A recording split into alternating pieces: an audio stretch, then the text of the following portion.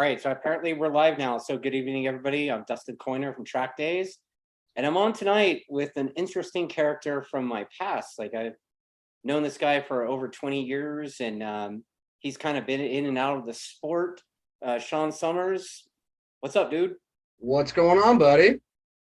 Yeah, so back in the day, I can remember it was like 2003 or something, '02, racing GSXR 750s at Willow and racing against you, and then you were kind of more of a back marker than I was, um, and then then you kind of disappeared, and then you came back in like '06, '05, '06 time, and I remember racing with you pretty hard then, and then you kind of disappeared again. So but like you and I have kind of kept in touch every now and then for the last several years. And tell me a little bit about what you got going on and like where you came from, because I just remember you from the bike nights ads on Jixer.com. Oh my man, forms go back. No, yeah, you and I have stayed in touch for a long time. See each other when you come up for the nationals. Yeah, I started late. I started when I was 14, doing mini bikes up here with actually Jason Perez. Started doing that. Then got the 125 GP bikes, and we wanted to go racing. My dad was past racer, like two-time #2 champion in the Northern California organization up here. Kicked some major butt for years and just wanted to do that. But unfortunately, with rules and regulations and how they ran the organization, they only did novice schools maybe 3 times a year. And Jason and David told us, go to Willow Springs. We're like, that's like 6 hours. They go, who cares? You remember the saying, third weekend of the month, 12 months a year. Yeah. Rain, shine, or snow. Yeah, snow. Yes. So yeah. 2001, actually April of 2001 that I'm looking at my plaque, and did the novice school. Then kind of, as you know, how the novice did a couple races and then got your, was it called probational or Yeah. I mean, I remember the way WSMC worked. I mean, it was for those that don't know, club racers today are pretty lucky.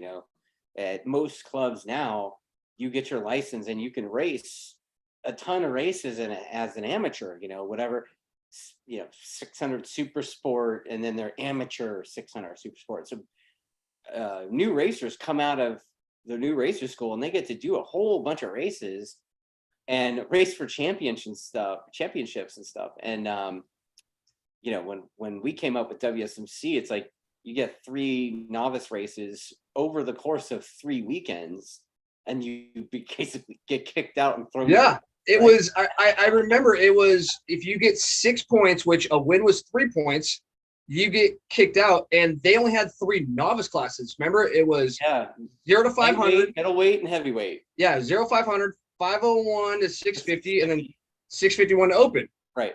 So I did that, and I remember I wanted to do it because when you came, again, was it probational or provisional expert? They called it probational expert, yeah, but it was expert basically. Yeah, just like, I don't know why they said probational.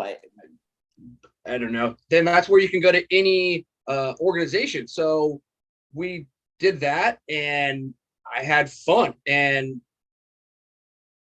really did the CCS stuff up here. Didn't really do the other organizations. But AFM.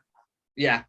I mean, dude, I'll say it. I don't care. Like, AFM has been around for 60 years, right? So it's funny. Not to toot my own horn, but my dad I'm a second generation AFMer that I didn't want to go do AFM. My dad has more records than most people there, and I just didn't care. And Willow Springs was kind of like, it became home. It was people like you. Even when I was on 125 doing tech, you guys were all just nice, and there was no high school cliques.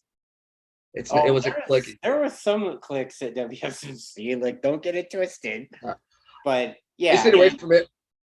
yeah, WSMC, man, one of my partners with the CRA, we were talking, and he actually raced WSMC, and like he was the guy that promoted the last national there. Wait, the one that got that didn't happen, but No, the one that did. The one okay. that actually happened. Yeah. So he I remember him riding with us all a bunch, and then he ended up getting his novice license, I think, in '01. Oh wow. And yeah, I mean, we talked about this when we started the CRA thing. It's like, dude, people don't realize how much of an impact that WSMC still to this day, they've been out of business for like over a decade, still has an effect on the sport. It does. It's you're replicating it in a good way, and you should make for next year for your novice, make them do what they did to us, where you have to go for the whole day at one corner because your race was end of the day, but they had to work for it. Make these people work for it these days, where you have to go be a flag. You don't wave the flag, but you get to keep them company, which they probably really love. Well, I don't know. I I was one of those weirdos that do you remember Tom Serra? Oh yeah, hippie Tom. Everybody that was in WSNC back then remembers that dude, right? So that dude, he one day I had a couple of races, and I was gonna go get my, I was gonna go do my corner working, and he's like, you don't gotta do that. Come here. And he signed my thing, and I never had to do it. Oh, you lucky man. I had to do it. It was I think I did the second time or the first one, but I remember that because that's what was really cool, because I got to watch. You were probably an expert, but you had Chuck Graves, Mark Palazzo, those guys battling with Jeremy, Yeah. with Jeremy Toy for the 600s or 750s, and then I remember this distinctly is Vincent Haskovich on a Kerry Andrews built 750, and Tony Meyering chasing him, them going back and forth and coming down the Budweiser corner, just lighting up the rear. And I'm like, okay, that is close racing, where these guys are just on it. And a lot of people don't realize is you look at Willow Springs and, you look at it, they go, oh, it's an easy racetrack.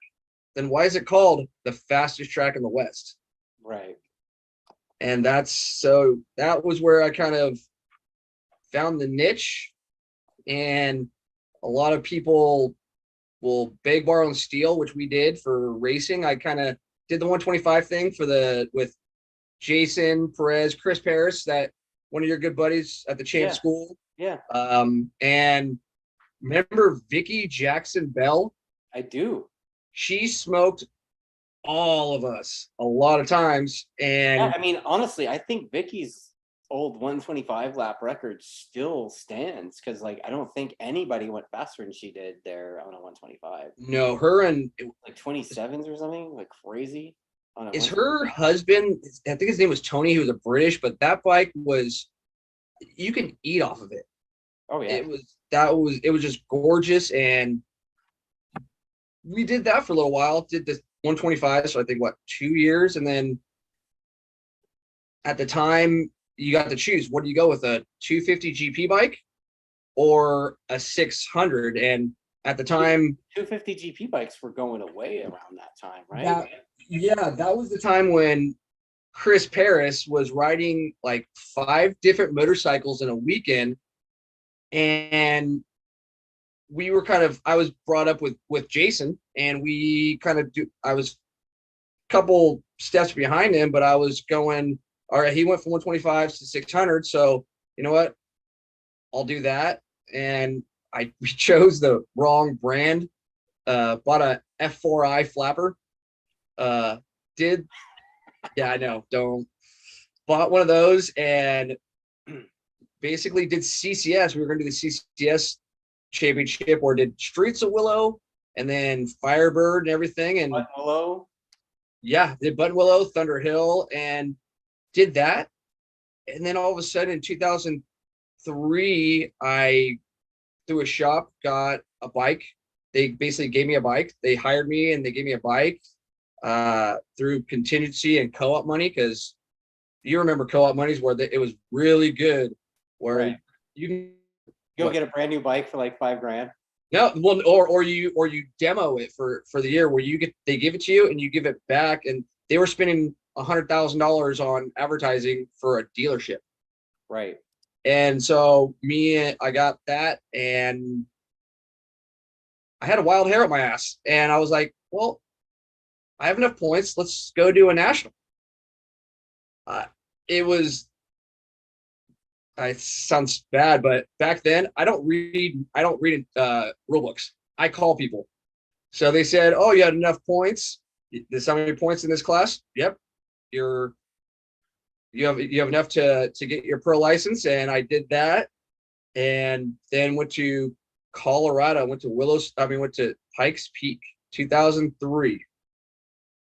Didn't know what I was doing, and did my first national, and I was scared to death when you're racing against your heroes. There was 20 factory and factory supported teams back then, from Cowie, Suzuki, Yamaha, Honda. And that was when there were the good old days where all the riders double duty. 600s. Not all of them, but a lot of them did, right? I mean, your Mladen didn't do the Okay, yeah. right. I remember Zemke, Spees, Yates, all those guys doing it. Show. Huh? Oh, oh, Go Show. Yeah, that was the weekend that he was there, but wasn't there. Like, I think mentally and riding. I think he just sat out. I mean, that dude, legend, right? I mean, that dude he was present physically, but not mentally at a lot of race weekends, but he still won and got pole and stuff. Like, oh, I remember going to Willow and watching him and his brother on that. Remember that R7, the first R7 that was an R1 with a welded frame or something. The R71, mean? Yeah, it was R1 it was a R1 engine in a R7 chassis that had like a welded steering. Yeah, they like cut it in half or something. I mean, Stamboli did it, I think, the year before. Yeah, with Mark Miller. But yeah, with a Thriller, right? But he didn't do that to the frame. He like made it fit, how he does. And then he had some trickery where he would, I mean, this is like really rudimentary way to describe it, but he had basically cut the intake ports off the back of the R7 head and welded them to the R1 head.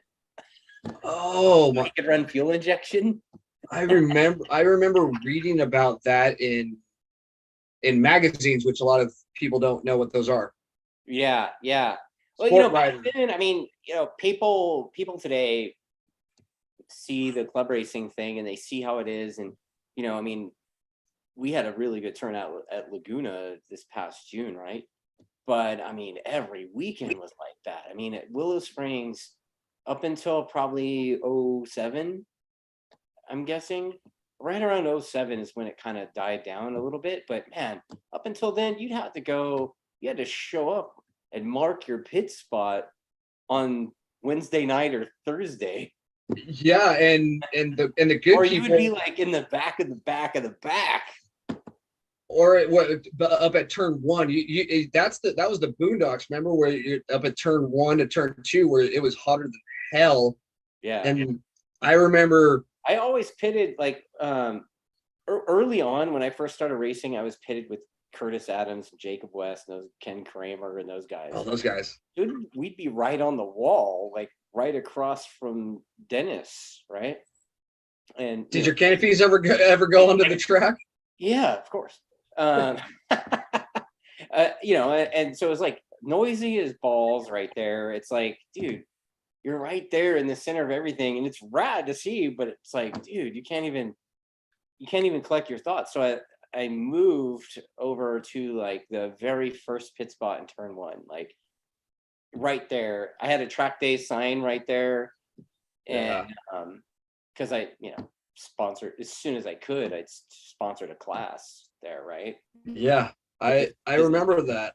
shits That money. was Basically, it doesn't make money. It just shits money. yeah, it is. I remember those days, and we try to park near the garages, and then later on, when I started going there a lot more, trying to go for championships, we weaseled our way into the Hartman's garages Oh wow. because Jason was with, remember Richie and Richard Headley, how he always had Yeah. that. Yep. And so we basically we were dirty dancing. They put baby in the corner, and we were the baby in the corner where we didn't talk, took minimum amount of room, and stayed out of the way. But well, you remember you had 110-degree weather and 30-mile-an-hour winds, and people. We did it every month for years. It's off topic. It's funny. I was talking to my Fox rep up here and a couple other guys, and they're bitching about the motocross. They're like, oh, they're cutting it from 5 minutes because it's too hot, and man, it's too hot to dirt bike. I'm like, come talk to me when you're at the Mojave Desert, 110 degrees, 30-mile-an-hour side wind in full leathers. Then you can start complaining. Right. And they just don't understand. It's a weird thing, that the people today, I mean, we did that round in August, right? Buttonwillow, and it was hot. It was like 105, I think. And a lot of people said they didn't want to show up because it was too hot. And I'm like, man, that's like unheard of. Coming from the old WSMC days, man, like everybody showed up because you kind of had to, right? Like you mess around, and also they did the unscrupulous thing to like kind of force your hand to show up by making all those shitty rounds double points. Yep. What was it? January, February, November, July, December. August, December. Oh, yeah, when December we were in snow. Well, I specifically remember November of 04 being the snow round. Because that's the round that Farnsworth got fired. Riverside down, sunny side up. Yeah, dude. That was Farnsworth. I think I remember it. Kind of to backtrack, I remember that, but I was unfortunately laid up in a hospital bed at that time.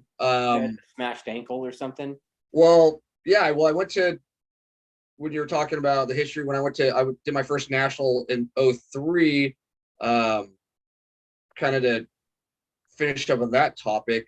I finished 20th in the top. Basically, I was the 5th privateer, which kids don't know what privateer means these days, but I finished 20th, made a little bit of money. At that time, that was, you could race your 600 in the 750 class, but I did it's like, Colorado's like Willow Springs, the weather changes. Well, it rained that morning, and so everything got postponed. So we did the national, did the 600. Then there was a delay, and I'm like, oh, cool, I'll do the 750. I don't remember it.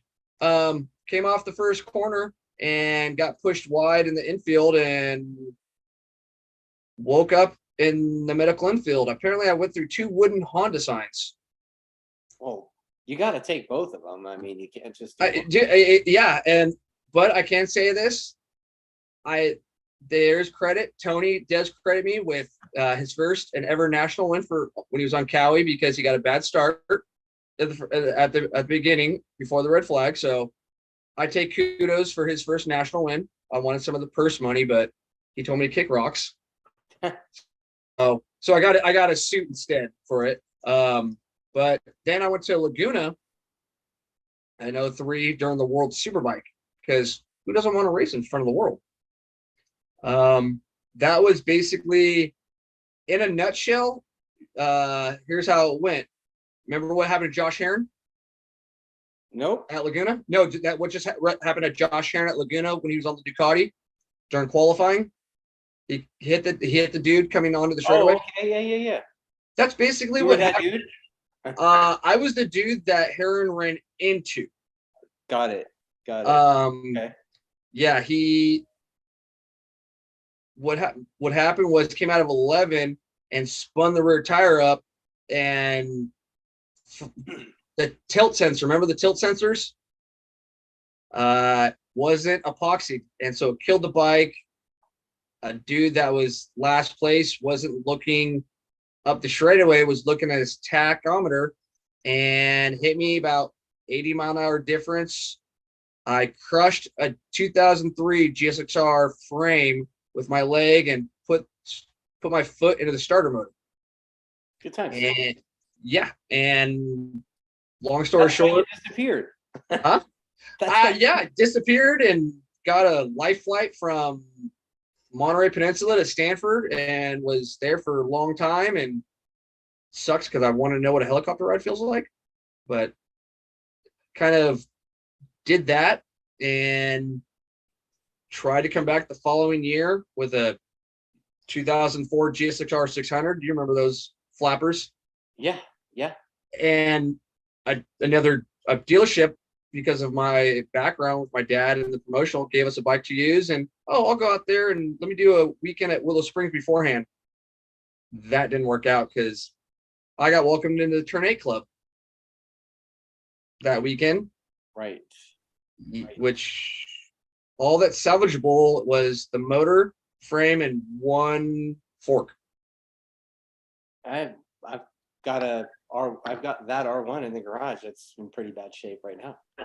Oh, yeah. Remember when we were picking up parts before the crash truck got to you?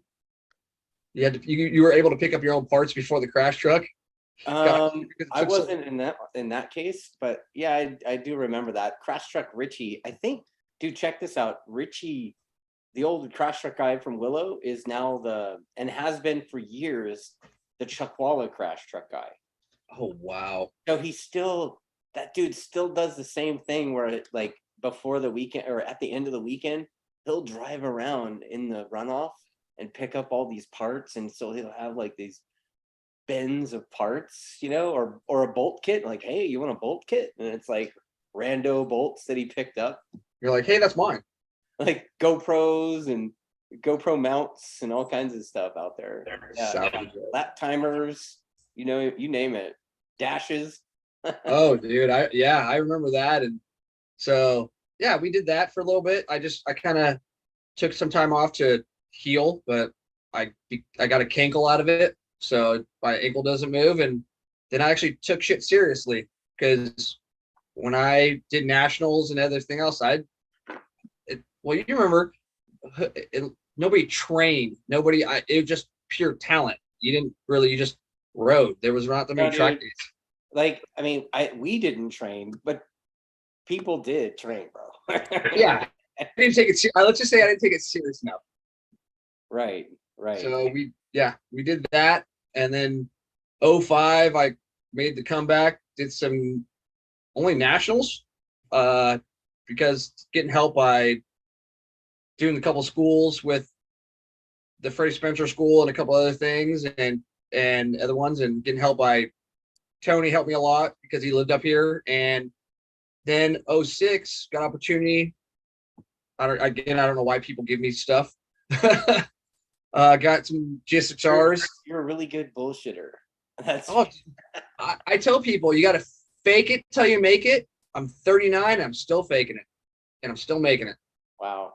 So we got the GSXRs, and I remember actually 05 and 06 is battling with your, let's just say, Dustin 1.0 or 2.0.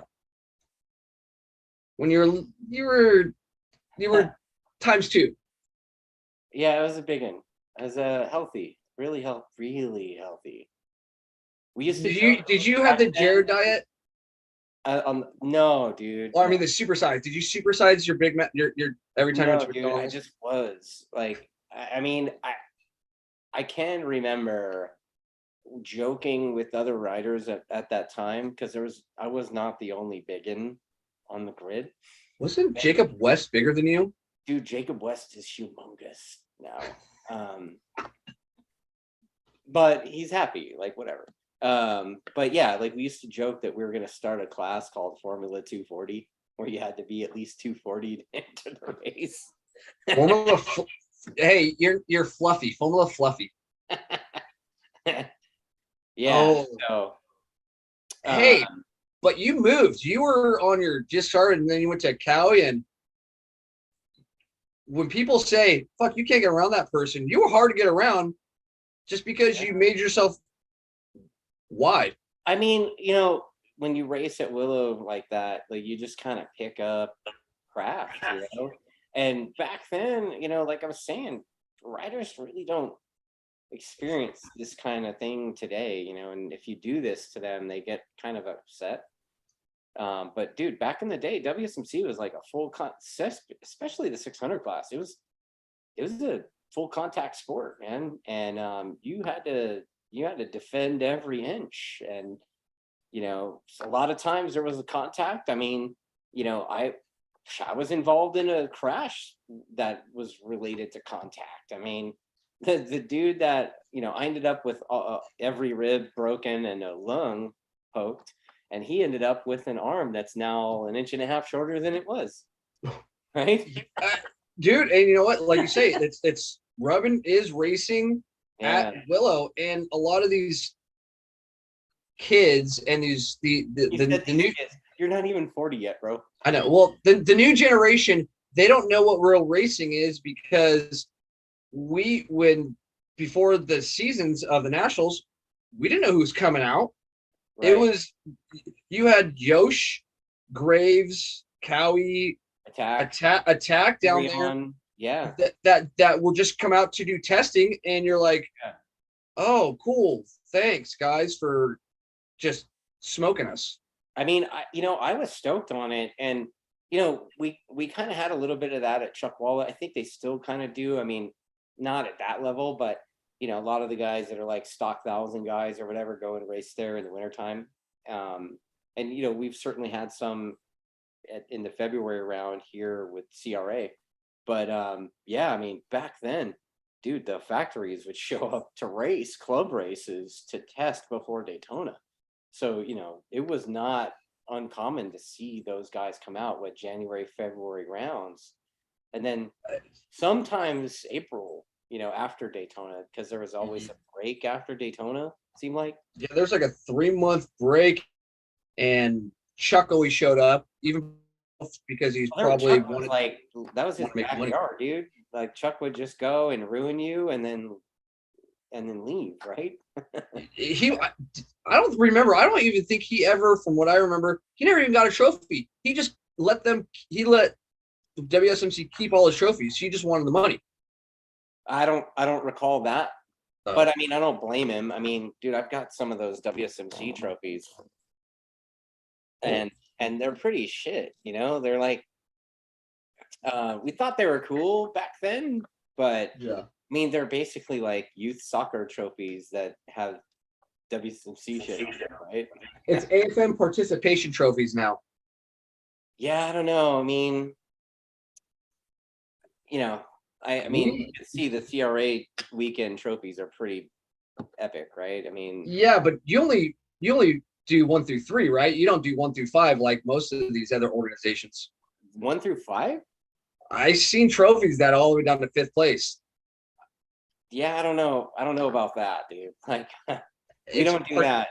I mean, I do have one from the Toyota 200 in that mix somewhere that was like for 21st place. Hey, you made $2,000 that one race. Yeah. It's like 2,200 or something, I think, something like that. Yeah. And you only had to do 5 laps. No, I didn't do 5 laps. I did the whole thing, man. Oh, you didn't? Was it the last year that they did it when you been?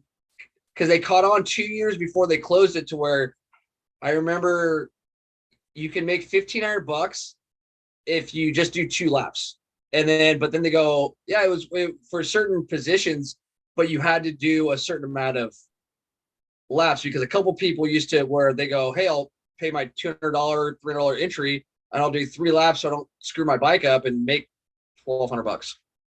Yeah, I didn't do that. I wanted to do it just to see what it felt like to come do that. And I think I did it in '06. I don't know what the last year was, but You did pull a Caesar Mesa? no, no. What do you mean? Like you know what? I loaned that dude one of my front stands one year. Like I Well, I still still have haven't got that back. front stand, but Caesar, I don't know why he forgot it at home or whatever. And I gave him a front stand and I didn't get it back for like 5 years. Well, it's Caesar. Come on I was like, now. hey, fucker, that's mine. He's like, oh yeah. So like I I, give a shit about that every now and then. I give a shit because that's what he did. That's who told me how to manipulate the system. He's like, yeah, you have to do if you start do like if you want to do a third of a race, you get this the dollar amount, so you don't have to wear and tear. I'm like, you Right. are a cheap, you know. I mean, Caesar took it I love serious though, man. That dude was in his garage. He had those dudes like helping him out, and he always figured out a way to do like super fast pit stops with stock shit. It was awesome. him and his I was stoked entourage. to see him do I it. love I love him. He's good people. I still talk to him. You know, his kid works at Attack. What? Yeah, his kid Papa? presses the red button and makes machines. Popper. Yeah. Popper does. Oh, I love that. Yeah, Caesar didn't like me for a little bit. I actually picked up a bike from him, and his son just bought a 350Z, those, Yeah. and he didn't realize that you can actually change the rev limiter on it. Like you can change it up over rev or under. And I showed him, and he's like, "Yeah, thanks," because well, I think it redlined at. I think somebody put it at like 7, but I'm like, "Oh, you can have it redline at 12 now. This is how you do it." Right. And it was his kid's first sports car, and I got Yeah, back then. he's had that thing through the ringer and then some since then, I'm sure, I Yeah, don't know. Last time I saw he had I think he had a pickup last time. yeah. I don't know I don't I know what's miss going on. I miss those days. All of us were having a lot of fun, and We're morons. I we. mean, But here's the thing: is we were fun morons. We got along, and we weren't childish when it came to if you got beat, you got beat. You never got the technical like, oh well, your bike's this or because well, you remember you and I well, you had the 636, but I had a 600 that I can race 7 or 9 classes and not touch the motorcycle. right. Yeah. It's Yeah, it I'd never raced up a class when I did the 600 thing, but you know, you would do the Saturday practice, which was basically only half a day because they did Yep. a racer school on Saturday. And then you would do your whatever super sport, mod prod, and super bike. So you'd get 3 races on Sunday, minimum. practice sessions or whatever, and you'd go home with a big smile on your face, hopefully, right? And now, I mean, now there's way more racing though. I mean, dude, you have no idea, man. I know you. I don't. Did you do the Arma thing or no? We went down there to watch because, as you know, old bikes trying to find parts or make parts is a big deal. I'll get to that in a Yeah. few, but yeah, it was funny though. Where I I love I love how you I don't want to say mimic, but do the class um, structure, the classes structure as Willow because a lot of these Not really though. well, you kind of do, but okay, here's a perfect example. We just If make it look. if Just make it simple, dude. Like, when we started the CRA thing, yeah, obviously we're talking a shitload about racing, and obviously we're going to talk about track days in a minute. But yeah. you can turn your microphone or whatever. It's like you got your radio on or something, dude. I'm like DJ. But I yeah, don't know. like the CRA when we started it, I remember sitting down and oddly enough, I had the sit down meeting at Chuck Graves, and Chuck was like, "Look, man, you'd be an idiot if you make your class structure hard to understand." And Mm-hmm. the partners and I were like, you know what, that one piece of info was just enough to we're like, you know what, let's just mimic what the bikes are, dude. So like keep it simple. Like 400, 600, and 1,000 are your core classes. And Yep. then the twins classes is for like your, you know, SV/R7 class or RS660, whatever. Yeah. So the twins class with CRA is like Twins Cup kind of, right? And Yeah. then, so you basically have 4 core classes, and then you give each of them a couple of races. And then, the one thing that we made that was pretty unique is that we made those GT races. It's not really that unique. I mean, WSMC used to do it every year during the Yeah. Saturdays. right? Yeah, they would do like the GTO GTU thing. So it's sort of a rip off of that. But people seem to dig it, dude, because like you go and you get to go and race for like 16, 20 laps. Yeah. It's the new endurance racing. It's you dumbified it per se, but like here's an example. Dumbified it. Yeah, I know, I love you. It like when my dad did AFM, they had what was called Formula 40. It was run what you mother effing brought. So my dad was racing a Honda Hawk against 1,000cc super bikes, and that's what it was. Well, now because everyone thinks they can race a motorcycle, kind of like everybody, kind of like the internet doesn't lie. Is everybody's a coach too. oh yeah, yeah. And so now because of participation trophies, because it's like when you have a kid and if they sign up for soccer, you have to give them a ribbon. They have Formula 40 lightweight, middleweight, and heavyweight. I'm like, we do that too, man. The thing is, like, the reality is, we actually had the run with your brother thing because we were brand new. We did a couple of turned out to be exhibition rounds last year just because we had plans kind of foiled due to delays with construction and stuff, right? Yeah. So we're just like, okay, we didn't know what to expect. So, the Formula 40 class was like that. I think the ladies class still is like that right now. But that is cool. But the thing is, we all, I mean, right away after that first event, it was like we had a chat with the ridership and they're like, please don't ever do that again. Could you split us up? Because we had like 40 dudes on the track and it was like, there was a dude on a 400 at the same time as super bikes, in the Formula 40 class. So my thing is that how I would say it is either man up or don't get in that class. If you know you're not that fast by your times, would you actually take a second to go, okay, I'm not going to be able to run this, then don't run that class. I don't care if you're in the age range. Well, I'm just going to call you an asshole for saying that then. Because like, hey, you know what? But motocross does that. Motocross does. Yeah, you go to a motocross track and like you could be you go to a motocross track. First of all, there's typically no corner workers or flaggers or anything, right? Oh, I know. And the second thing is you could be like a dude who never ridden before and get out there and be spinning laps on track with some dude that's a national supercross star, right? That's stupid.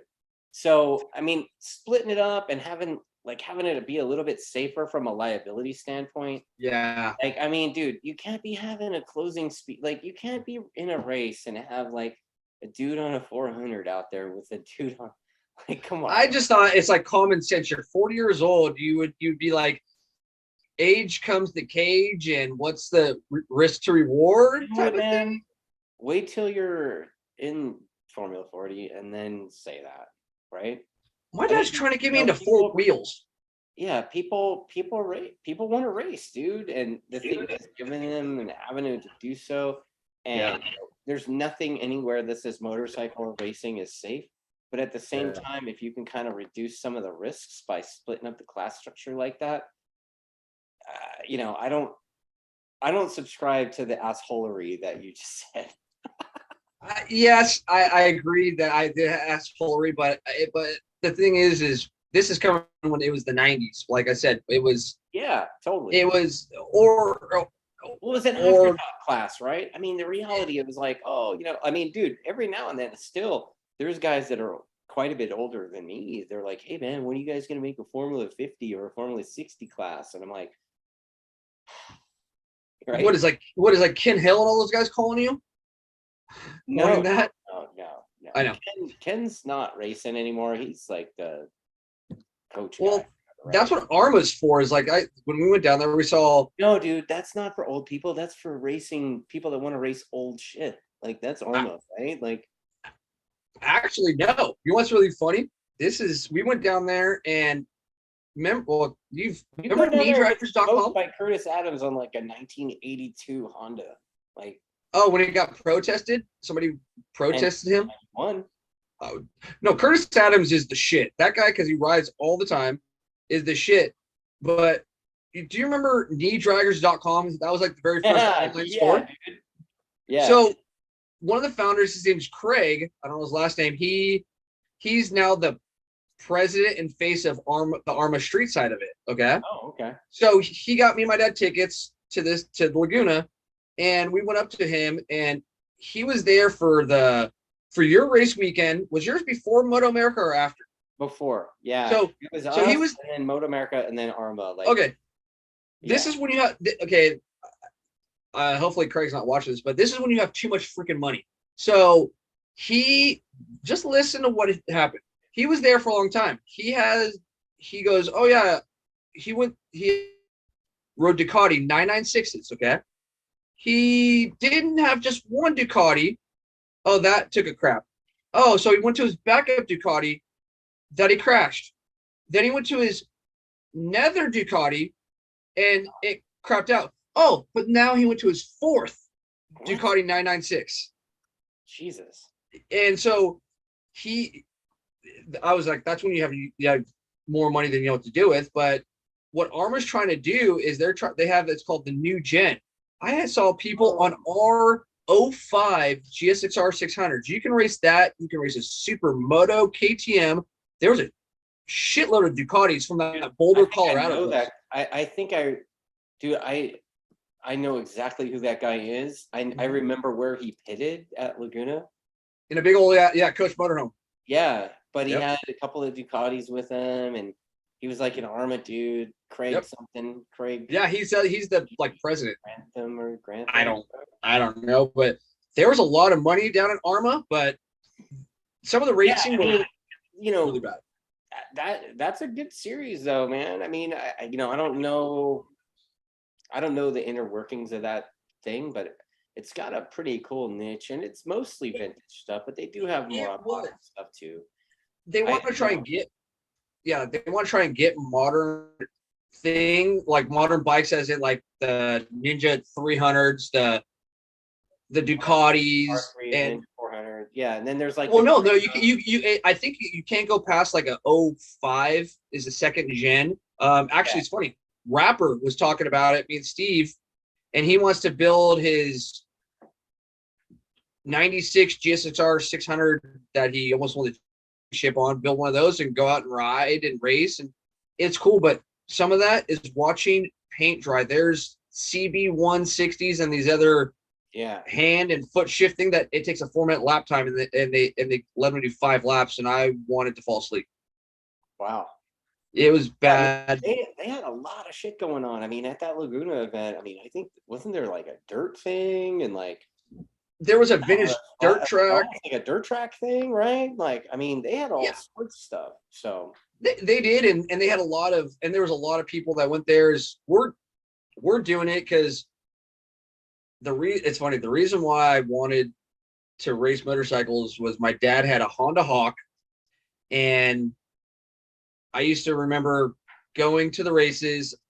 My mom would not really like where I planned the races around the visitation rights, because I lived in Santa Cruz and my dad here. So I used to schedule it to go up to SAC to come up here. So my dad goes racing, and my dad worked till 11 o'clock at night as a law enforcement officer, sleep for 4 hours, load me up in the shaggin' wagon. I think it was like an old Chevy van. Tell me to hide so we don't have to pay the $10 entry guest fee. Yes, we were that cheap. And my dad literally would do 2 laps of practice and scuff the tires in and go kick everybody's ass for 2.5 years. And he went to an Arma race, and And I said, what would be cool is if I had your bike on display, like at my house, like everybody does, like just as a trophy piece. And he's like, that would be cool. But we found his exact bike, like the numbers, the bike, the frame, everything. And we don't need to know the dollar amount that it's cost so far, but we're going racing next year and it's going to be replicated exactly like his, which I think I have. Oh, I don't even have a picture of that in my office. Wow, I'm a bad son. Well, you know what? I've got a couple of questions coming in, Oh, comments, sweet. whatever. So Alan says he used to be a track fanatic, but he haven't been in almost a decade. Where's the best place these days to pick up a track bike? Alan, I would say for me, like, I don't know, Shaun, you could take over whenever, but I mean, depends on what your price point is, right? I would say if you're looking for that, just a track thrasher beater bike that's like $5,000, probably Marketplace, right? Yeah, like it used to be Craigslist, but not anymore, right? It's Marketplace or Offered up. Offer Up, yeah. I saw a bike. It's funny. I saw an R6, a '99 R6. Somebody wants $7,500. Dude, those things are, I mean, there's some clubs that have actually CRA has it too. It's called Modern Vintage. And That's cool. like I brought that to CVMA years ago because I raced with MRA a couple times in Colorado, and they had this Modern Vintage class that was like, holy shit, there's a whole bunch of people racing, old R6s and whatever, right? And it just never at CVMA it never really took off. Yeah. And I mean, what's weird is an older modern vintage bike basically costs as much to prep and maintain as a new one, right? Yeah. And To the only answer, difference is you can't find parts for them easy. dude, no. To answer Alan's question, I would be like the same grade. You just find out Marketplace and leave it stock, throw a set of bodywork on it, and go. If you can find bodywork. Guess what's still around? AirTech is still around. Oh, dude. Dude, yes. I was because dude, I have to find RC30 looking bodywork to be period correct. And so we found some here's a jab. Just look at Amazon. Amazon has everything. I mean, I would say, dude, you could pick up like a '08 R6 for like $5,000 and Not right now, dude. Oh, No. really? Oh, well, you So can. listen to this. If you have a 2010 R6 laying in your garage, or if you can find one, Dustin, do you know how much money that they're going for as a street bike right now? No. 10 to 13. Shut up. That's like Swear to God. more than Because you because Yamaha, I love Yamahas. Suzuki Yamaha is what I've been racing, but that new race bike that they're selling, we have one at the shop. Yeah. It's basically, hopefully I don't get in trouble. I've actually gotten in trouble with Yamaha before, but that's for a whole another reason. Yeah, don't shit on the GYTR No, bike, man. but people don't understand. It's a 2009. It's basically the same thing. It's 2009 to current. It's all the same except for the body. Yes, internally stuff, but it's the same bike. It's the same frame. It's a little. There's some differences. There's a few Here and there, but like I said, not the same, dude. Like they're not the same. They're not the same. I can build a better bike for cheaper, but no, Yeah, okay, that's full story. Moving on. yeah. But Alan needs to go to Trackdays. September 28th. I'm trying to get it there, but that's the one he needs to go to. September 26th. Sorry, my days are screwed up. Is on a Wednesday or something now. Just a heads up. But yeah, so the next question is Matt Muldoon says with Arma, they do have classes for the new twins like the R7, RS660, etc. Oh wow. Yeah. I thought that because I know a guy that we were helping out a little bit this year with Track Time, Austin. He raced the Kramer, and he was doing the ARMA thing with the Kramer thing. And I think now he's got an RS 660. That's kind of cool. I didn't. Yeah, yeah. You know the Kramer? The Kramer What is it? motorcycle? Yeah, it's like a purpose-built kind of road racer thing. It's got like a legit chassis with some KTM engine in it. Never heard of it? No, it's Legit. Yeah, you have to look it up after this. I'm going to. I don't know half that stuff. I'm like, I took a sabbatical for a couple of years from the industry, and I'm like, oh, I came back in the worst time in the world. So I do have a couple of things for you. I do remember a certain national where you got busted. And actually, this is something that was pretty common happened at WSMC.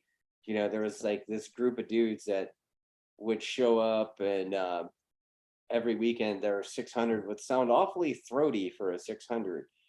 Not mentioning names, but I remember Jacob being really pissed about it, and like, oh, you know, I told him if he comes back with that thing for Suzuki money, we're gonna protest him and we're gonna win, you know. And then the guy would show up with a 600 and get beat, right? And you know, that went on for a long time. I remember, because the Suzukis were the same basically. It was like you could change the engine and move it from the 750 over to the 600 pretty easily and go largely unnoticed, except for the numbers on the cases, right? Well, Yeah, you fucked up. Oh no, I really fucked up. So In a national, bro. yeah, I didn't know the extent of it. I just thought that you had swapped engines and were doing that thing. Like, I didn't know that you just put your stuff on a 750 and 600 so at a national. yeah, so it's funny that when you say a lot of from 2001 to 2003, side note, like the GSXR lines, this is funny for the street guys. This is a street goon thing where guys would put 600. Remember the Telefonica? Yeah. The Kenny Roberts edition? They would put that bodywork on a GSXR 1000, and street goons wouldn't know that the 1000 had the inverted forks that were gold with the 6-piston caliper. So you can do the Fast and Furious, let's race for pinks bullshit, and you get smoked. Well, that's what was the case for a lot of era of Suzuki. Even today, the 600 and 750s, the real only difference is the motor size and the colors of the forks. Everything else is damn near the same. So, well, nowadays they're racing the 750. I know. Well, I know that. Which fuck, where was that when I was kid? Next gen super sport, right? Yeah, you know what? I was embarrassed, but I fucked up because, one, this is to all your youngsters, train and take shit seriously. We did 2007, went to Fontana, Sears Point, and didn't qualify. Pissed away my dad's money. Sorry, Dad, for thousands of dollars. But Laguna, I did a test the week before, or a couple of weeks before, and I blew my bike up. And I love Tony, but Tony and Bob, they go, well, you're not going for a championship. You probably won't even get top 15, top 20. You already paid your entry. Fuck it. Throw this, ride what you had at the time. So at the time, I had a girlfriend that had a bigger bike than I did. No judgment. So she had a 750 and I had a 600. And I'm like, so you do what you need to do to survive in life. And I basically threw my bodywork, suspension, exhaust, and went there. And at the time, DynoJet had the truck where you go get get, I think Manny, remember Manny? Yeah. I think he was doing it where factory guys, privateers, you go, there was a line like for days, and you go, you get your bike tuned for that track, and they don't tell people what is in that motorcycle or what the numbers are unless it's part of the team. And I rode it. I wasn't doing very well. I was a back marker, and then I went back to my hotel. And then Saturday night, I remember a racer friend, that father-son combination, I think, but I don't want to say exactly, but they were bitching to some tech people like, this sucks because they're spending stupid money on motors and with the brand they were on, and all these other people are cheating, because a lot of guys in Formula Extreme, remember when it was, you could be able to get the top speed, like they'll do trap speeds, and a lot of these top 18, 20 guys were in the top 5 in top speed. They're like, oh, they're cheating, XYZ. Well, AMA Tech got wind of it, and apparently there's a lot of motor changes at the track after hours. I showed up I think it was Sunday, tried to qualify after practice. They pulled me into tech, and they looked at the numbers, say this is a 750 motor. I'm like, yeah. I had to go to Morgan Broadhead, and he asked me why I did it. I told him, and John Ulrich, because you know John, he owns a magazine company. I could just only imagine that conversation with Papa John, dude.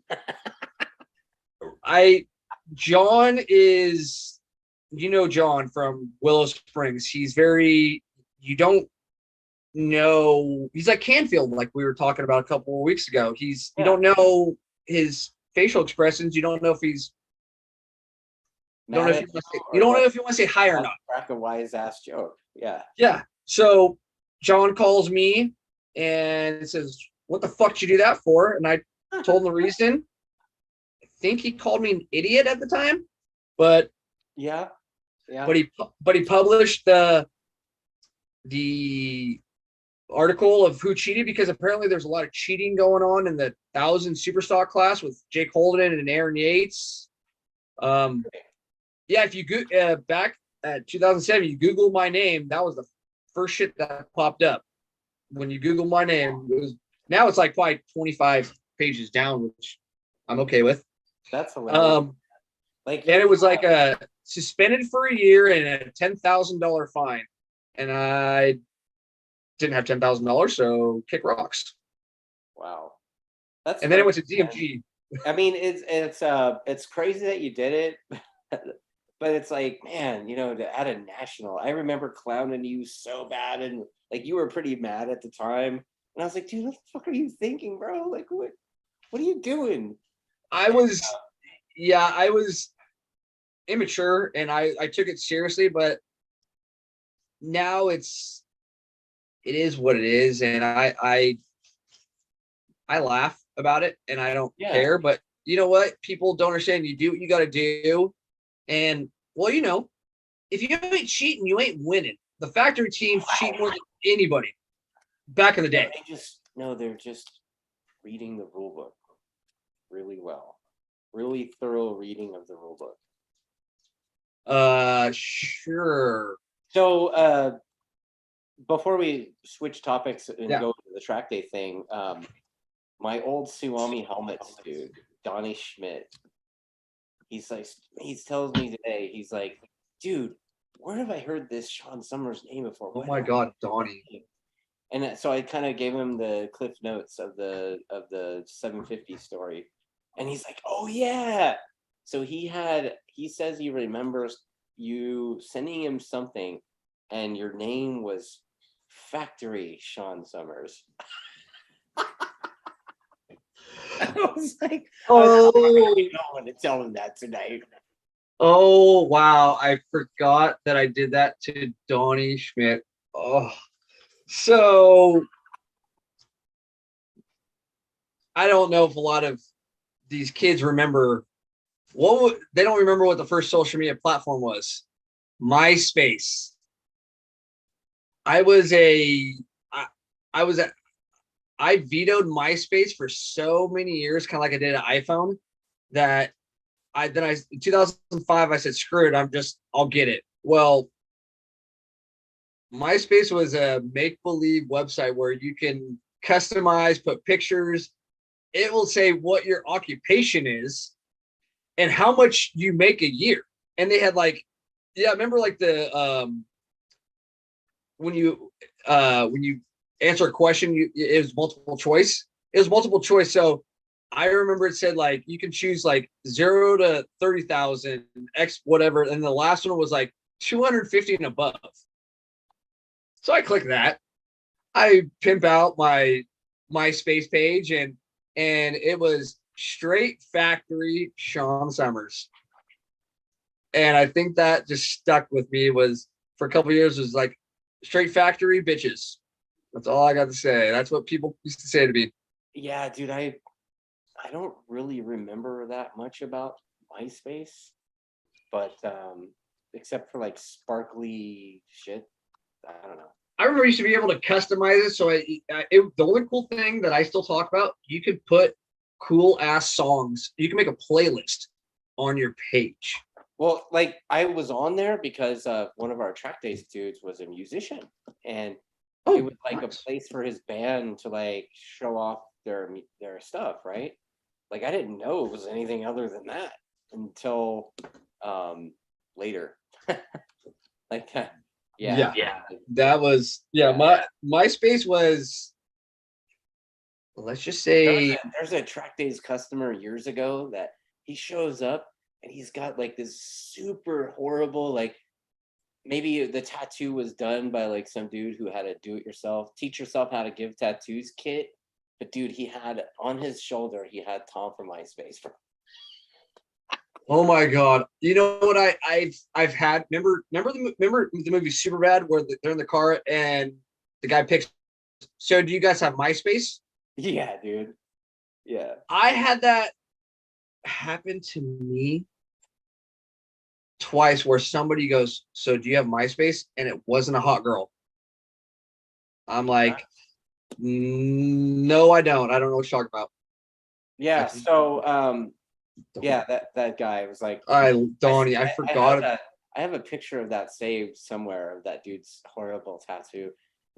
Yeah, on his other arm, he had a really horrible one of Steve Irwin as well, like with a stingray somehow integrated in the guy's face and stuff. Oh, wait, Steve Irwin, the Crocodile Hunter. Yeah. Sorry, I don't. That when I hear the name Steve Irwin, I don't think of that because actually my Tucker Rocky rep for years and a close friend, his name is Steve Irwin, and he's a tall big dude. He was basically your size. He was the 240 club, but 6'4". Yeah, well, I'm not 240 anymore, bro. Like, did you get back down to date weight? You did date weight. I don't know what date weight is.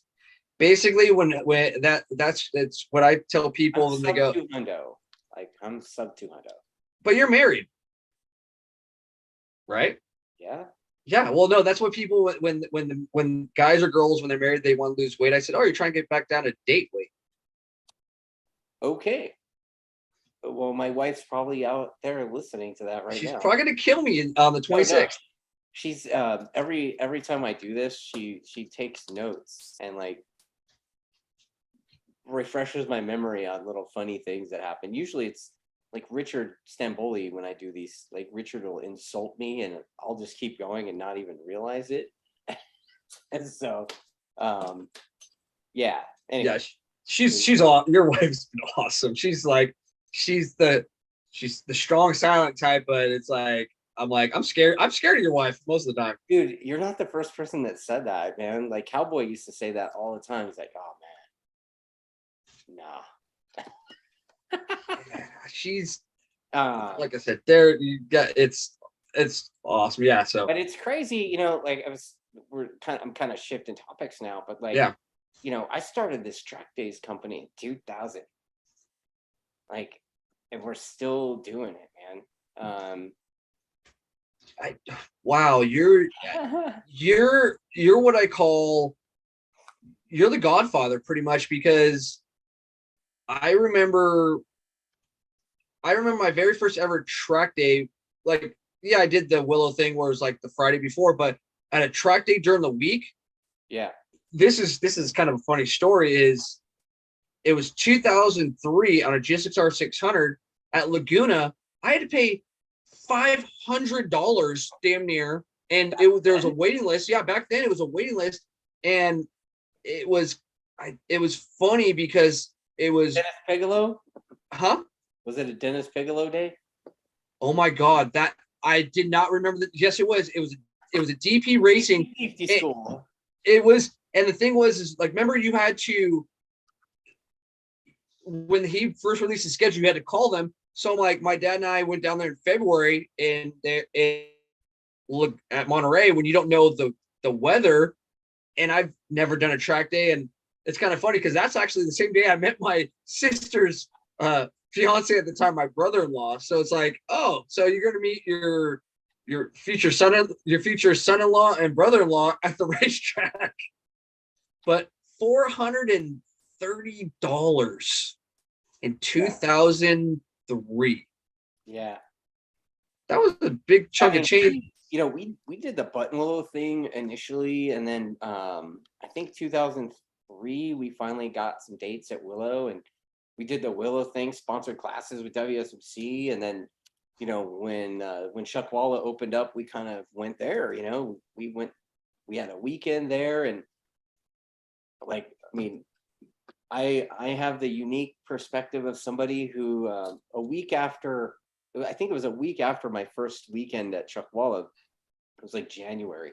I'm driving home from work, and it's like 6:30 or something, and I get this phone call from Bill Huth, right? Oh, So, like I said, we had just done 2 days that were insane at Chuckwalla when it first opened, right? And then, like a week later, I'm getting a phone call from Bill, and I mean, I had a lot of respect for that guy because he was like a crazy cowboy, and he just made shit happen. And at the time, I mean, I didn't really blame him for this because he was being given bad information from people. But man, like I had quite the colorful conversation with the man that night. And at the end of the conversation, basically, I was done at Willow, and it's been that way since. wow. And like, oh yeah, it was I very didn't. colorfully. I was asked not to come back. Let's just leave it at that. Oh, Like so you're I joke all the time. I got thrown out of. I get thrown out of tracks every 10 years, basically, right? wow. I didn't know you were like that. So you're basically like the AMA when he basically AMA want to respect the whole 9/11 thing, and he said you don't race that weekend, you don't ever come back. So that's something like that, I guess. I mean, what's really funny is that's when you and I were I knew a lot prior to social media, but we always stayed in contact. Is I kind of assumed, but the way it was looked upon, like on road racing world before kind of Facebook, is I thought that you actually were like the silent organization guy, but for that whole Chuckwalla, that phase that where people were going down there, you can make good money, you can race year round. I thought basically you were the man behind it, but you didn't want to take the credit. I kind of was. Like I helped write the rule book. I did all the social for it for years, and then, at some point, and it started to, like, I kind of had a heated argument with kind of a big money customer there, and it was not good. It was clearly not good.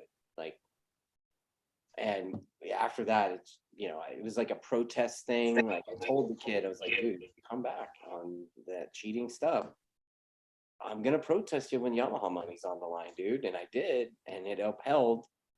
And then after that, things kind of got weird for me there. And in the end, they kind of, the last straw really for me was them kind of taking over my Fridays.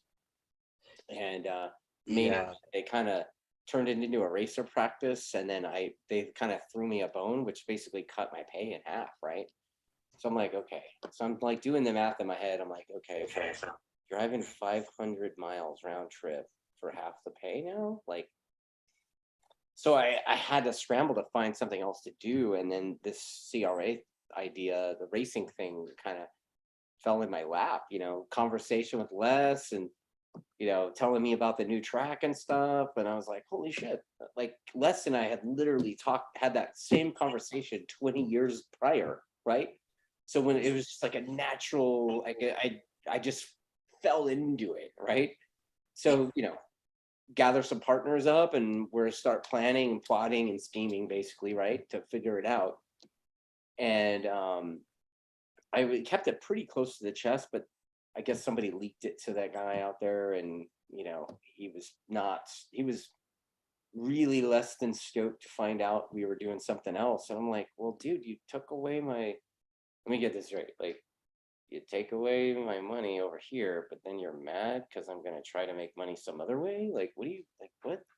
And yeah, so that's how you get thrown out of another track. What's really funny is I can totally agree with you with the Yamaha money, because Yamaha was paying $5,000 for. They were paying $2,000. Okay, now, dude, it's $500 now. Oh, I know. Well, remember when you and I, well, side note real quick, I remember Jason Perez did, after he won like the Superbike Rookie of the Year, he said, screw this. He went to Miller and Willow only on an R6 and an R1 when it was $5,000 a win. He did it for 2.5 years or 3 years after paying bikes, travel, tires, everything. They profited $80,000 a year. And I'm like, that was smart. But back to when you started the CRA, there was a big, I guess there was a lot of silence, because I follow Road Racing World a lot, and Superbike Planet was kind of like not really up to date, but there was a lot of like Superbike Planet. I haven't looked at that site in years, but like, it's still up. Is it still up? I don't know. It turned into like the National Enquirer.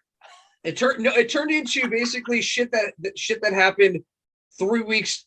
It was like before there was a delay. Very like filled with speculation and rumors and nonsense, right? It was like a tabloid site, and they at least they used to have good pictures, and then they stopped having good pictures. Yeah. So like that site used to have the best pictures. Dude, I used to copy and paste half those pictures for my wallpapers for shit. Of course. I'm cheap.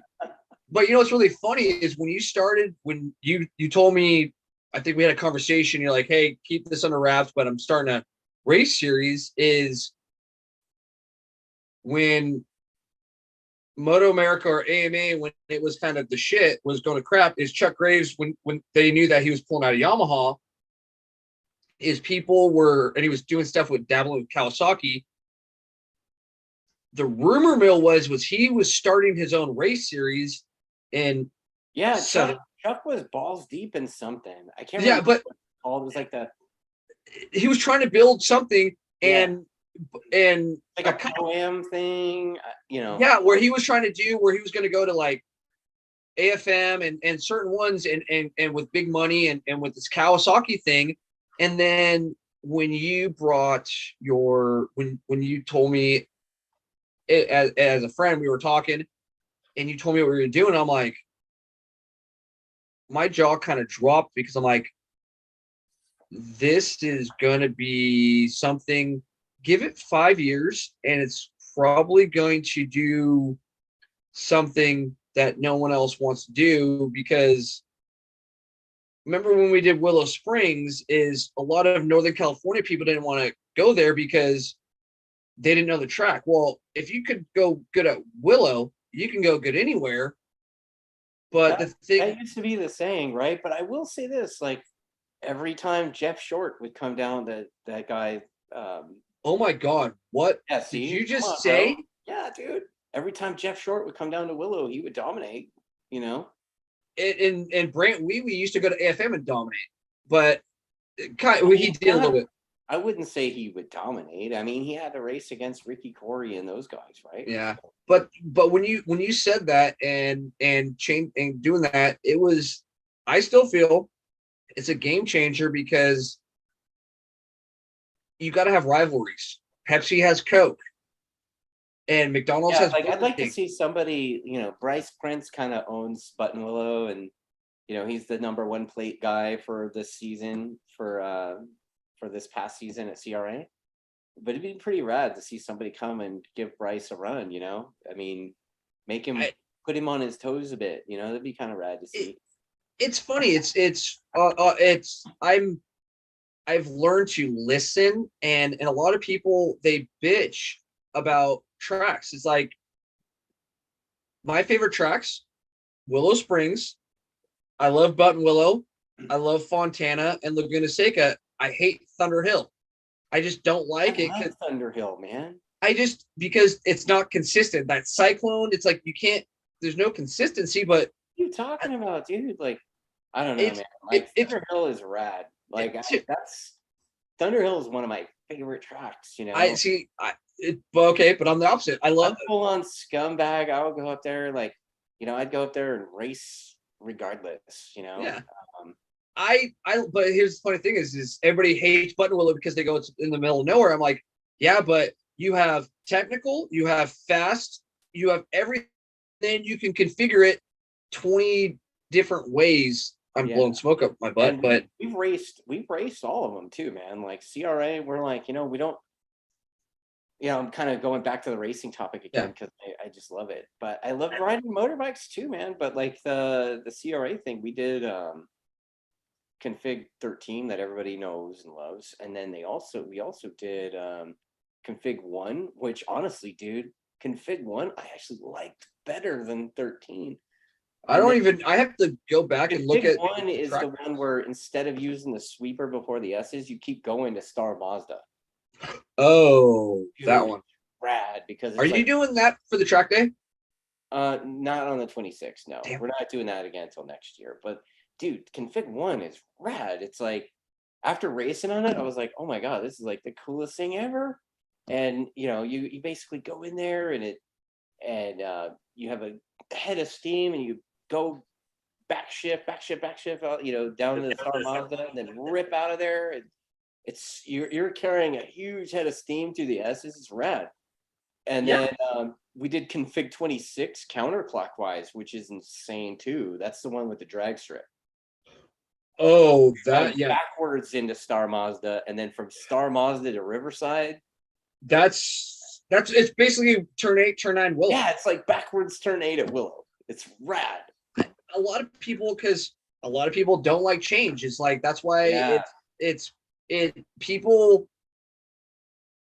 need to understand that is, yeah, you and I re-raced Willow Spring. You don't want to be the one track wonders, I mean, you go to these track. There's some of the clubs that do their own track thing, like Willow or CVMA, right? And it's Yeah. like you see these guys that are really good at the one track, and then that's it. But man, like mixing it up, and we had 4 rounds of racing this year, and every one of them was a different track, basically, right? 3 of them at Buttonwillow on 3 different track configs, and then Laguna. Well, yeah, because We did bring club racing back to Laguna after like 40 years of thing. Okay, I don't know how you did that with this new weather tech. So that new group is. They seem, dude. I'll be honest with you, man. They're badass. They seem way more receptive to motorbikes than they used to be.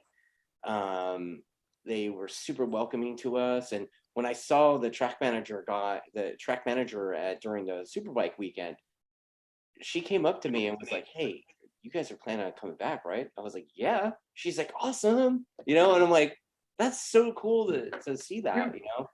That's unheard of. So this is kind of funny. Laguna, my dad did the Rolex out there. That bougie. Did you know what they did on set? So they stopped racing on Saturday. You know what they did on Sunday? A hill climb. You start from you start from start finish. You go backwards and you haul ass up to the corkscrew, and it's timed. That's weird. No, it was badass when you're doing when all your cars are $500,000 or more, and you're doing it single file, but you're going backwards at Laguna where you start at start finish. You go through turn 11 and turn right, and you go up you're going up the course, not down it. Hey, it was a huge success. So Yeah, I don't know. I mean, we drove the track backwards when we were setting up air fence, and all of us were like, "Yeah, dude, backwards at this place is probably not the most ideal, especially 6."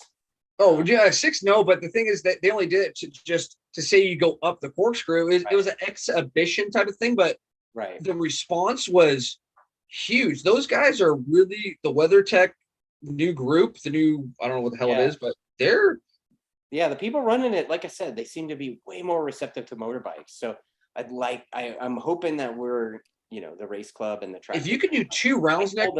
I told them that I was like, next year if we get it, well, I'll do Thursday too. like, if you can do 2 rounds where if you can get your series worth one round, like first of all, they're repaving the place, right? So yes, basically they're gonna lose like half the year. So like 2 dates next year would be even tougher than normal.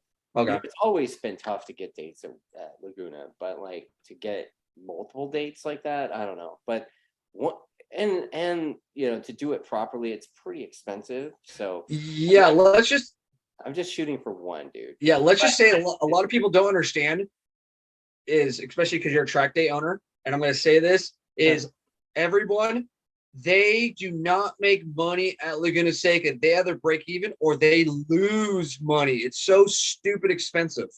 Yeah, well, we did it. We pulled it off, and we had a great weekend, and all the bills were paid, and a lot of riders went home with checks, which were great. Well, yeah, And we're trying to continue that trend, but the track day thing, man, it's shifted over the years. I mean, there's it kind of goes into cycles, and it used to be that it took me a long time to get it to where people wanted to pay more than $100 for button willow, and now it's kind of okay, but man, I was talking to Dylan Code over text a couple days ago, and it's like I was like, okay, dude, it's time. It's like that time of year again. I'm gonna scumbag you into trying to sponsor a class, right? And he's like, dude, it's not happening. And what he said to me is totally accurate, and I'm on the same side of the fence as he is that our expenses have gone insane, and it's like what we're charging for what we're able to do is not matching up with how high our expenses have gone up. So, I joked with Dylan, I was like, dude, remember when we first started thing, it was like you can get a advanced life support ambulance for like $600, and now it's like $2,000. Oh, I remember. I have 2 of them. Like when I do my events, we have 2 of them on site. Right? Smart. I remember up here when Thunderhill first started, is you could be able to rent the track for less than, huh? Like $3,000. Yeah, and that's with corner workers and a paramedic. Or it might have been like 6. Might have been $6,000, but it's inflation and people don't understand that. But you're providing the experience. Yeah. So we try to keep it fun. The track day thing, it's so simple. I mean, I even kind of got an argument with my guys that run tech. And, I was like, guys, let's stop requiring the tape on the lights. The tape on the lights thing, it's like one of those things. It's like always been that way. But all the bikes have like polycarb lenses now. Like it's not like in the, in the 90s and before where, your Honda 600 headlight would be made of glass, right? So it's like, dude, why are we taping the lights? Because that's the way it's always been. And I always think like the way it's always been isn't necessarily the right way. So it's like, okay, if the dude has a glass lens, then you can tape it. But other than that, let him run. Plus, it looks cooler in the photos. Yeah, and if you're looking back at a headlight, you got another problem. Right. Well, taillight too, right? I mean, some of the taillights were glass too. So, and then another thing is, I'd love to take credit for this, but the Yamaha school, like Nick really shit on this a lot, right? So Nick would shit on the fact that the orgs would make people tape up their taillight. And it's like, oh, it's a distraction, this and that. I'm like, is it any more of a distraction than when they're driving on the street, dude? Like, so the tech guys and I kind of went back and forth, and I was like, guys, I write the big check. We're doing it this way. And then we've done it that way, and it seems to be working. We don't make people tape up their lights and stuff anymore. That's funny, because speaking of I snatches, when I went to the Freddie Spencer School, and actually I can tell you, 2002, I went to this school in Vegas.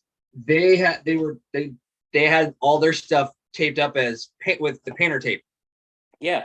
And you can still see through it. Yeah. Yeah. I'm like, Nick, what the hell are you doing? Yeah. So, I mean, look, Nick, that's, I give full credit to that. And, for that reason, I mean, I had just come back from Thunder Hill Champ School, and, I had to sit down with the boys, and I was like, look, from now on, this is the way it's going to be. And let's try it, see how it works. And it hasn't been a problem. So we're going to continue going that route.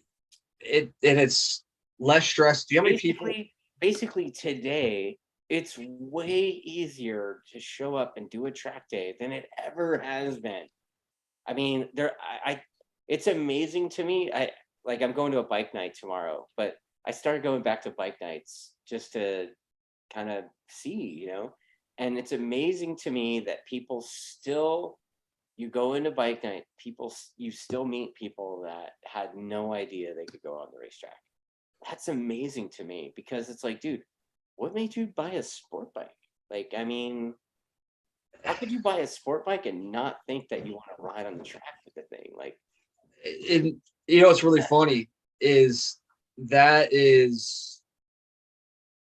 especially up here, because we have multiple tracks, multiple track day providers. But when you just said the whole bike night thing, is my father is basically the OG.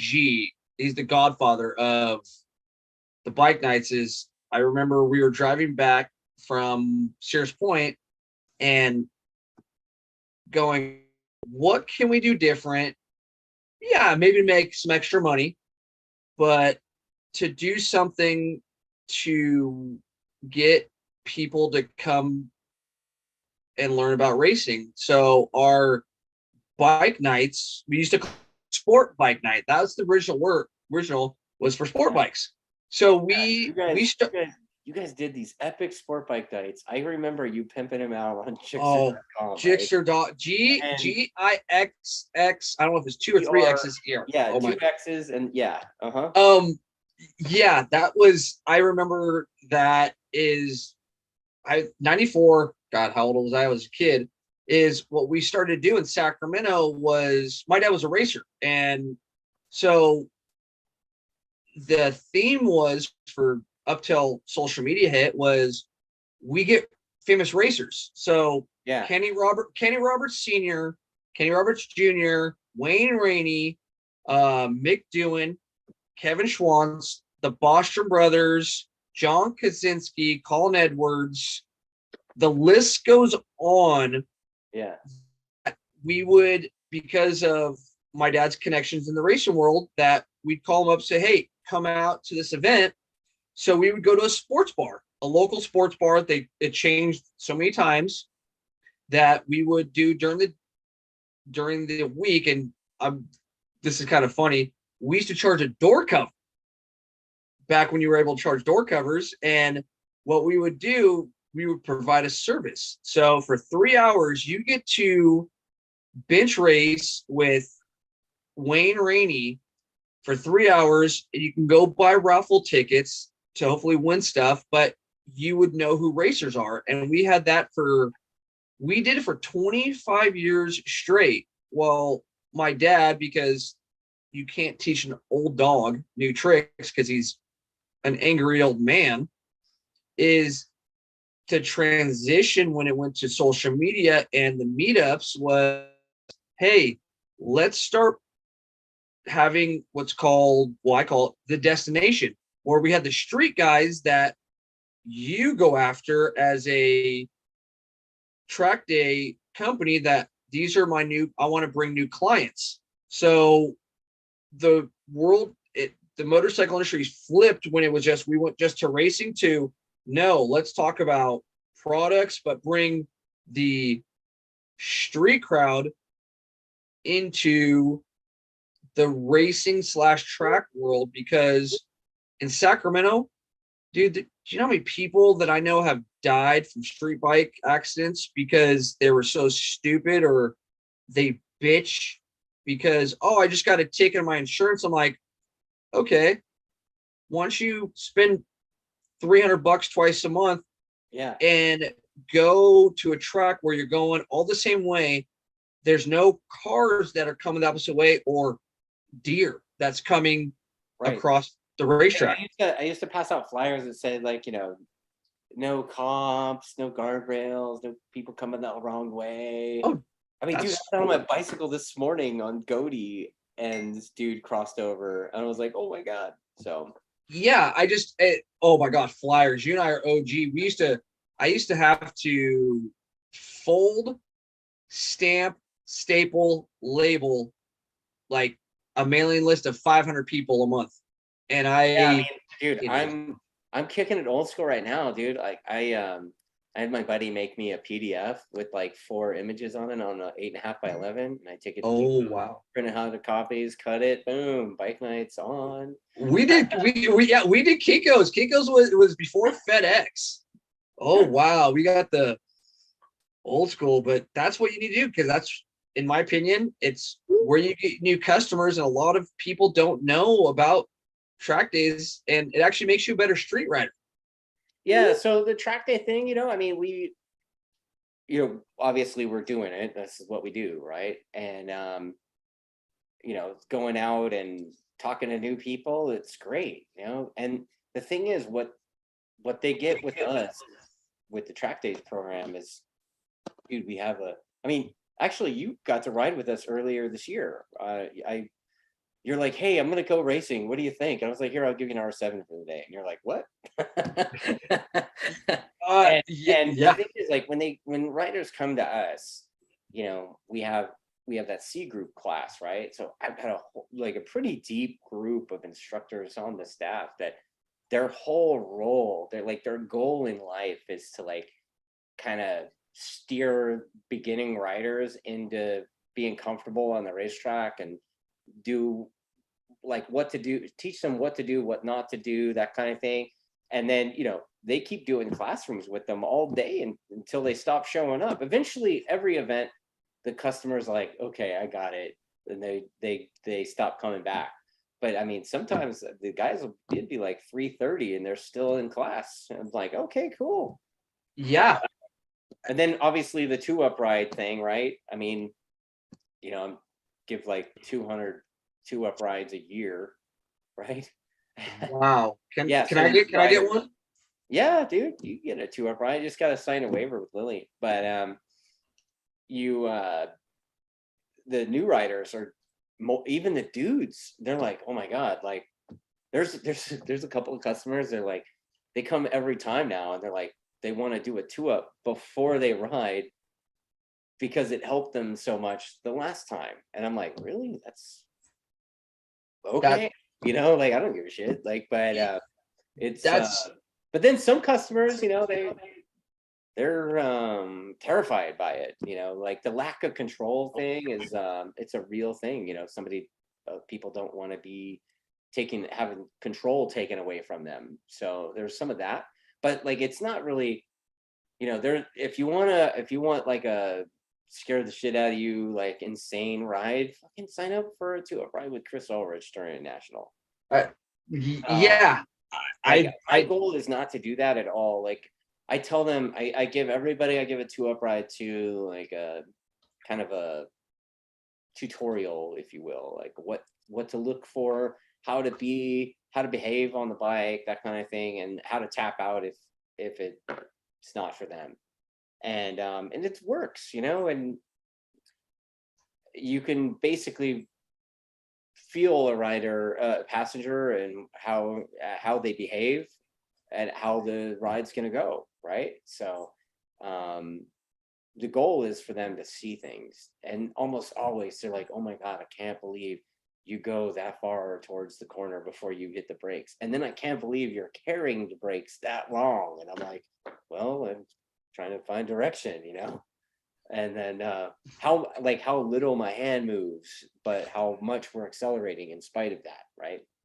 So That's actually, wow, that's flashbacks, because what you just described was the schools that people need, or the education that people should do is, I did a 2-up ride with Freddie Spencer, and was because I went to Scott Russell at Jersey, bro. Okay, that's even scarier. I did, it was in Vegas, and Freddie was on a VFR, and I've known Freddie most of my life, and he's like, all right, I'm gonna go a little faster with you, but he goes, in the school, and what you pointed at is the customers go, hey, I noticed how far you're braking in or how you're accelerating.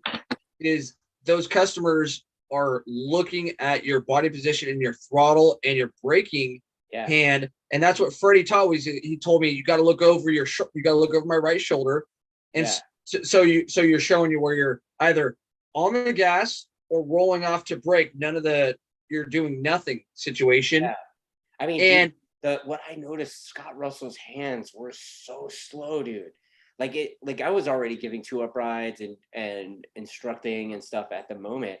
But when I did that ride with Scott Russell and I saw how fucking slow his hands were, I was like, oh my God, I'm going to apply that to my game. Yeah. And ever since then, dude, and because we live in probably the most litigious state in the country, the shenanigans have stopped. I mean, years ago stopped. Yeah. Just because, dude, you just can't, you got somebody's life on your back, dude. Like, you can't. And Nick still, because he knows I'm a goon, every time I give 2-up rides at the Yamaha school too, right? And every time I do that, Nick pulls me aside and is like, hey, D, don't be doing fucking wheelies out there. Oh my God. That's funny. It's I remember with Freddie's like, okay, I'm going to go a little faster with you. So we're in the Las Vegas Speedway, and I hear this grinding, and I look down, I'm like, we're scraping pegs on a VFR 800. And that was the thing that when I went to your track day earlier this year, it's like, you know what? I haven't been on a bike for almost 7 years. I kind of, you know what? I had to grow up. I took the C group class, right? Yeah. I was like, you know what? Not my motorcycle, not my tires. Thank you very much for letting me do that. But I'm like, you know what? I got to get my brain acclimated, and I thank you again for the opportunity to the bike. And I noticed when you were talking about your instructors is those guys were out there in a way that they were instructors, and they even did it with me, and where every person they touched or they passed and they saw a flaw or they knew they can do better is, hey, tap the rear tail section, follow me. And they helped everyone, even if Kanye has a reputation for following them back to their pit. And who does? Kanye. Oh yeah. And Kanye is like, he's like notorious for following dudes back to their pit and having a chat with them, like, hey man, like, you need to, so it works out, it works out. It does. It makes people feel more comfortable, because I saw a couple sessions where when you're going in the hot pit, coming out and going on the hot pits on the racetrack, that the person was following your client was following the instructor out of the pits and doing a session. But then I also saw where it doesn't matter if one of your instructors missed half the session and they jumped on, or they were helping one person, they jumped back in and helped another, but it was for a good amount of time and laps that, in my opinion, as somebody that was just going there to get my brain back acclimated to riding a motorcycle, that if I was a new person and a new rider that I've never done this before, that I got that extra attention, even if I didn't want to ask for it, or I didn't know how to ask for it, where they're going, hey, follow me at, some of them were even going slower than the C group riders, but they made them pick up the pace at their level. It made people feel more confident. And a lot of people don't. That's all by design, dude. The worst thing you could do is have a new guy come to the track, or a new rider come to it doesn't matter if it's guy, girl, whatever. If they leave and they didn't have a good time, that's like the worst thing ever.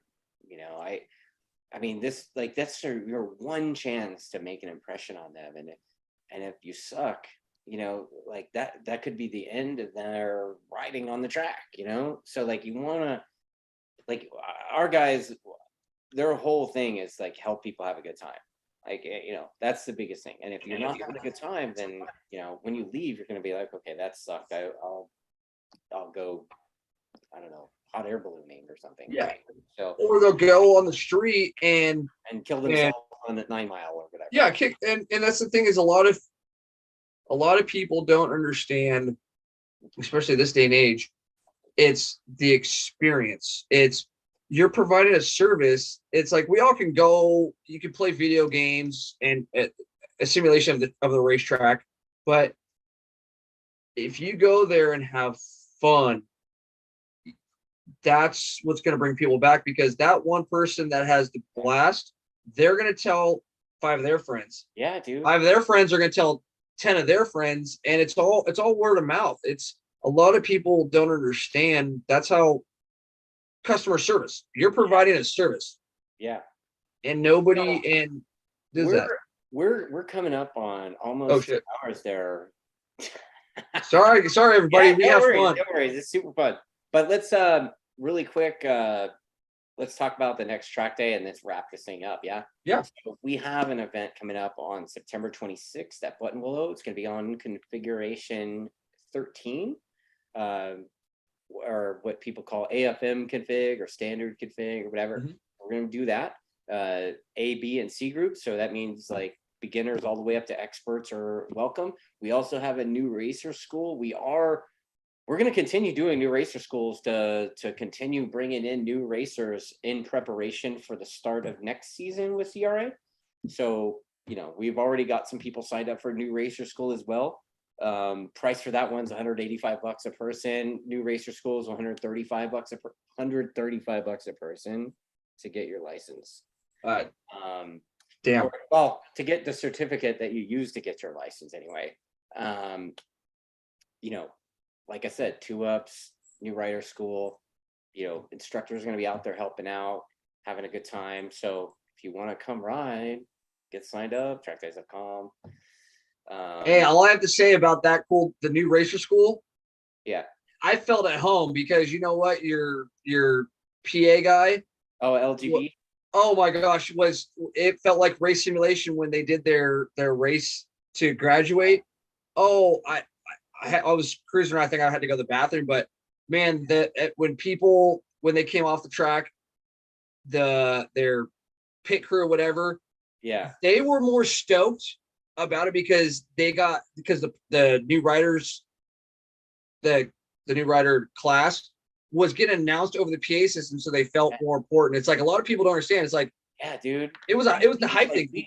We encourage everybody that's there to go watch the new racer race and stuff. And I mean, some of them go at it, dude, like GP championships on the line. It's awesome. But oh, dude, the announcer, it was the hype man that made the people that just went there to help out like part of them getting the new license, because they were the tire warmer guys. Yeah. They took the tire warmers like Lyle Jeffrey Brown, we call him LGB. That's another friend of mine we've been really close friends for 20 plus years, right? And he's a founder and one of the owners of CRA as well. So we all kind of, it's like very tight-knit group, but the one goal is to help show people a good time on the racetrack and safer place to play, right? So yeah, and I, you know what, people that are watching or are going to watch later, you need to do this. You need to go to the track days. 26th? Yeah, I'm gonna come. I'm gonna hang out with you. And you gonna dust off the hawk or what? if that thing gets finished, that's dad in his pocketbook. I'm a homeowner now, so I don't have very much extra funds. But you know what? I can tell you this: I've been to a lot of track days, and maybe Dust will have me on here again. We'll talk about more of the racing and shit that I've done that I've brought to the industry later on down the road. But you know what, guys? I've done a lot of track days. Or maybe I'll just have you on so you could swap hats all night. Oh yeah, dude. I feel like it's the 90s where's my crew chief that kept swapping it if you're doing a 3-minute interview on Speed TV. That's how you got to do it. But I definitely want to. Well, you know what, man? Let's wrap this up. It's a good time. Thanks for putting me on this. It's super fun, and I appreciate it, brother. I'm sure we'll do another 2 hours some other time. Yeah, we'll talk about the good old days of racing and how these kids need to figure out. Yeah, dude, stop talking about these kids. You're only like 10 years older than them. Yeah, we'll talk about that. All right, man. All right, brother. Peace out. Have a good evening. All right, dude. Talk soon, guys. Thanks.